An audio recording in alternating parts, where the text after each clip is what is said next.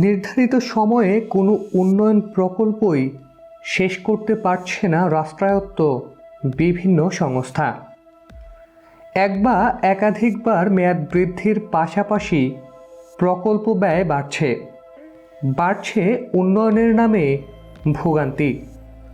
সম্প্রতি এ নিয়ে বিরক্তি প্রকাশ করেছেন প্রধানমন্ত্রী। ভবিষ্যতে কোনো উন্নয়ন প্রকল্পের মেয়াদ বৃদ্ধি করা হবে না বলেও তিনি নির্দেশনা দেন। দেশের চলমান প্রকল্পের মধ্যে রাজধানী ঢাকায় রয়েছে কমপক্ষে 8টি প্রকল্প। এগুলোর মধ্যে উল্লেখযোগ্য হল metro rail, Dhaka elevated expressway, BRT, Dhaka Ashulia expressway, Kamalapur ও বিমানবন্দর রেলওয়ে স্টেশনকে ঘিরে মাল্টিমোডাল ট্রান্সপোর্ট হাব নির্মাণ, বৃত্তাকার সড়ক ও রেলপথ প্রকল্প, হাই স্পিড ট্রেন, বিমানবন্দর গুলচত্বরে আন্ডারপাস প্রকল্প ইত্যাদি। এসব প্রকল্পের কোনোটা চলমান, কোনোটার ধীরগতি, আবার কোনোটা শুরু হবে করে হয়নি। মোট কথা 1 দশকে কোনো প্রকল্পই বাস্তবায়ন হয়নি। তার মধ্যে ঢাকার পূর্ব পশ্চিমে আরও একটি এলিভেটেড এক্সপ্রেসওয়ে নির্মাণের পরিকল্পনা করছে সরকার। এজন্য Dhaka east west elevated expressway নির্মাণ শীর্ষক একটি প্রকল্প হাতে নেওয়া হয়েছে। এসব প্রকল্পের নামে উন্নয়নের চাপে ঢাকা নুজো হয়ে পড়ছে। ভোগান্তিতে গতিহীন হয়ে পড়ছে মানুষের জীবন। উন্নয়ন দেখেই চলেছে একটার পর একটা জেনারেশন। এ প্রসঙ্গে বাংলাদেশ প্রকৌশল বিশ্ববিদ্যালয়ের অধ্যাপক ডক্টর শামসুল হক জনতার খবরকে বলেন, উন্নয়ন প্রকল্পে এক একটা সংস্থা এক একটা কাজ করে, তবে সমন্বয় দরকার। সেই সমন্বয়টা মাঝে মধ্যে ঘাটতি হচ্ছে। দেখা যায় বিআরটি এর সাথে এমআরটির একটা সংঘর্ষ। তিনি বলেন, বিশ্বের বিভিন্ন দেশে সাধারণত মেয়রের বড় একটা ইউনিট থাকে। পরিকল্পনা যে করে সে উন্নয়ন করে না। আমাদের মেয়ররা শুধু মেনটেন্স করেন, ডেভেলপমেন্ট করেন না, অপারেশনটাও করেন না। আমাদের এখানে পরিকল্পনা বাস্তবায়নের কোনো মডেল নেই। পরিকল্পনা ছাড়াই আগে কাজে নেমে যাওয়ার প্রবণতা বেশি বলে মনে করেন এই নগর বিশেষজ্ঞ। তিনি বলেন, আগে হলো কাজে নেমে যেতে হবে। কনফ্লিক্ট হলে যেই মন্ত্রণালয়ের মন্ত্রী যত জাদ্রেল হবে সেই কাজটাই আগে হবে। বিআরটি ক্যাজুয়ালিটি হলো না এমআরটি হলো কোনো বাদ বিচার নেই। অধ্যাপক শামসুল হক বলেন, একসাথে 7 থেকে 8টা প্রতিষ্ঠান ডেভেলপমেন্ট করতেই পারে, কিন্তু সমন্বয়ের দায়িত্বটা বিশেষ করে আরবান এলাকায় মেয়রের হাতে থাকা উচিত। আর সিস্টেমের ডেভেলপমেন্টের সমন্বয়টা করে পরিকল্পনা কমিশন। ওখানে সব ধরনের প্রজেক্টই যায়। জানা গেছে, ঢাকার প্রবেশমুখে যানজট কমাতে গাজীপুর থেকে বিমানবন্দর পর্যন্ত 20.5 কিলোমিটার দীর্ঘ বাস র্যাপিড ট্রানজিট চালুর সিদ্ধান্ত হয়। এজন্য 2012 সালের ডিসেম্বরে greater Dhaka sustainable urban transport project BRT Gazipur থেকে বিমানবন্দর অনুমোদন করে সরকার। তবে 8 বছরে প্রকল্পটির বাস্তবায়ন হয়েছে মাত্র 34.45%। গাজীপুর থেকে বিমানবন্দর বিআরটি নির্মাণে প্রাথমিকভাবে ব্যয় ধরা হয়েছিল 2039 কোটি 85 লাখ টাকা। পরে তা বেড়ে হয়েছে 4,268 কোটি 32 লাখ টাকা। তবে ডিজাইন সংশোধনের কারণে এ ব্যয় 5,000 কোটি টাকা ছাড়িয়ে যাবে বলে মনে করছেন সংশ্লিষ্টরা। 8 বছর ধরে চলমান বিআরটি প্রকল্পের ধকলে টঙ্গী থেকে গাজীপুর পর্যন্ত প্রায় 13 কিলোমিটার রাস্তা জুড়ে শুধুই ভোগান্তি। ধুলায় অন্ধকারাচ্ছন্ন এই 13 কিলোমিটার এলাকার লাখ লাখ মানুষ কয়েক বছর ধরেই অতিষ্ঠ। এর প্রভাব এসে পড়েছে রাজধানীতেও। বিমানবন্দর সড়কে একই সাথে চলছে বিআরটি, মেট্রো রেল ও ঢাকা এলিভেটেড এক্সপ্রেসওয়ের নির্মাণ কাজ। একই সাথে বিমানবন্দরে আন্ডারপাস নির্মাণের কাজও শুরু হচ্ছে। এছাড়া বিমানবন্দর রেল স্টেশনকে ঘিরে মাল্টিমোডাল ট্রান্সপোর্ট হাব নির্মাণ করা হবে। এদিকে উত্তরার দিয়াবাড়ি থেকে মতিঝিল পর্যন্ত চলছে মেট্রো রেল প্রকল্পের কাজ। এই অংশটি আবার কমলাপুর পর্যন্ত বর্ধিত করা হয়েছে। সে কারণে ভাঙা হবে কমলাপুর স্টেশন। কমলাপুরে মেট্রো রেলের স্টেশন সহ মাল্টিমোডাল হাব নির্মাণ করা হবে। মেট্রো রেল সূত্র জানায়, 2 ভাগে চলছে মেট্রো রেলের নির্মাণ কাজ।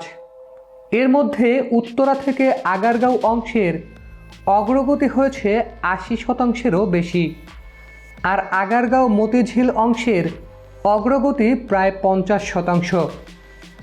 খুব ধীর গতিতে চলমান মেট্রো রেল প্রকল্পের কারণে কয়েক বছর ধরে উত্তরা থেকে মিরপুর, আগারগাঁও, ফার্মগেট, কাউরান বাজার, শাহবাগ, মতিঝিল এলাকার রাস্তায় খোঁড়াখুঁড়ি লেগেই আছে। এ পথে ভয়াবহ যানজট বহু পুরনো ঘটনা। এতে অতিষ্ঠ মানুষ।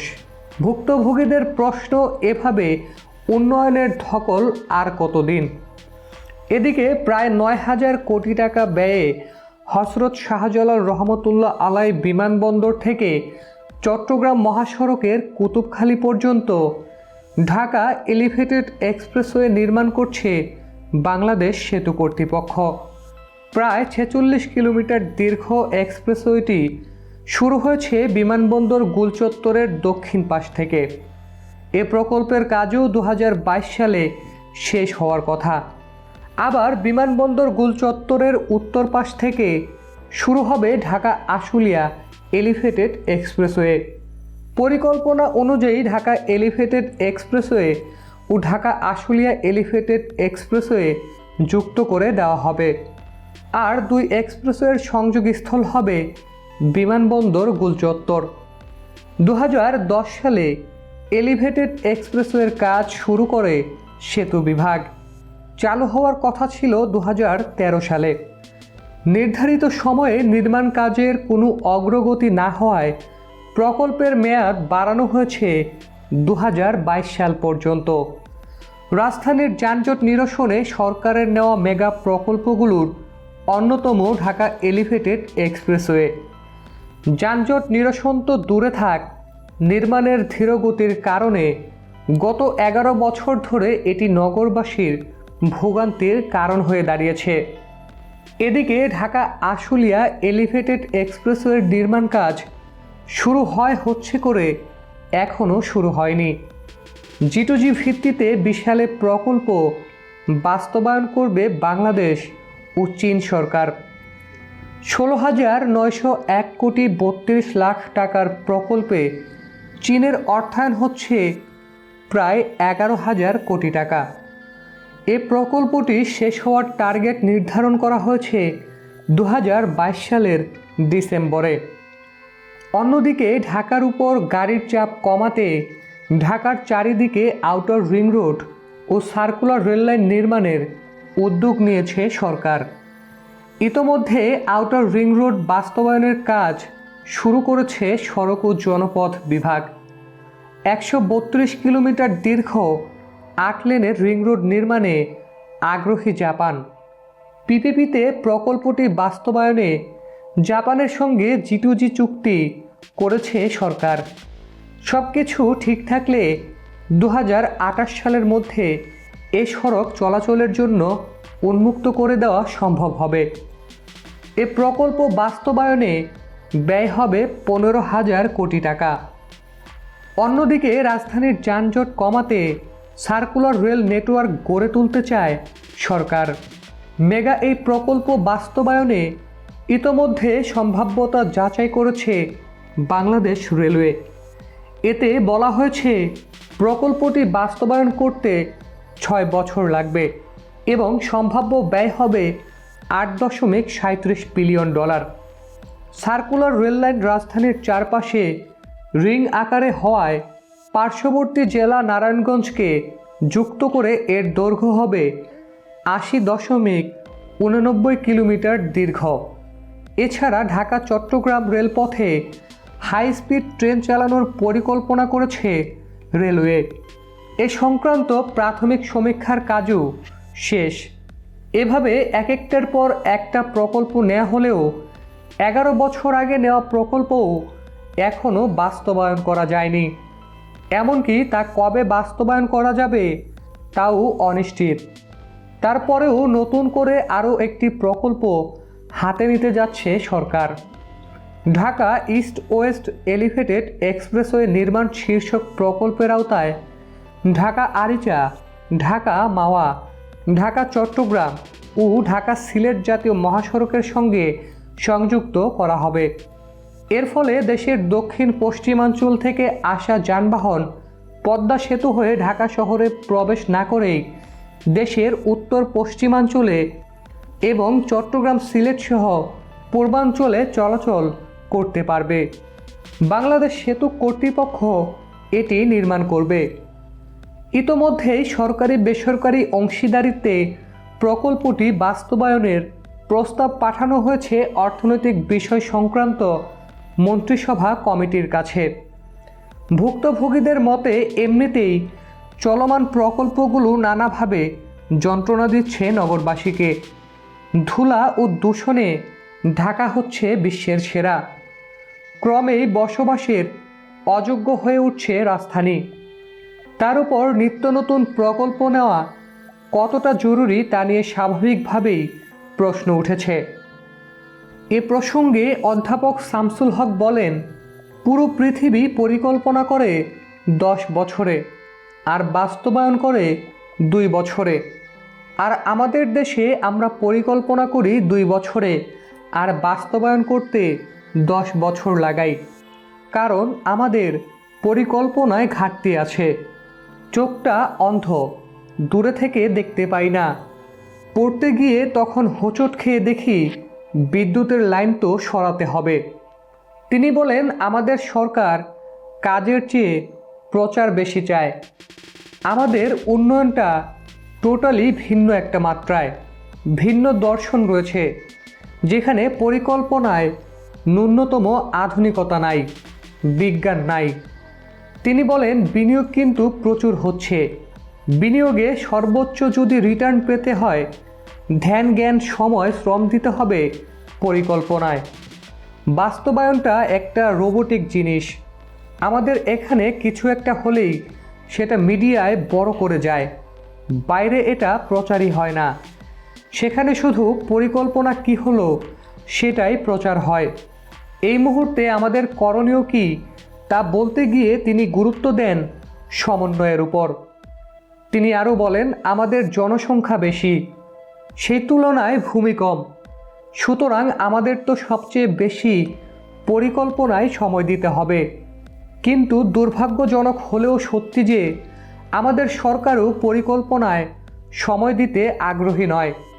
কাজ হলো একটা, প্রচার হলো, এটাই তাদের কাছে যথেষ্ট। বুনিয়াদি উন্নয়নের জন্য অনেক পরিকল্পনা করতে হবে। যেহেতু জায়গা কম, লোক বেশি, তাই ভূমির বহুমাত্রিক ব্যবহার নিশ্চিত করা দরকার। তিনি বলেন, তবে মূল বিষয় হচ্ছে একসাথে অনেক কাজ হতে পারে। তাতে আমি ব্যক্তিগতভাবে কোনো সমস্যা দেখছি না। তবে কাজের মধ্যে অবশ্যই সমন্বয় থাকতে হবে।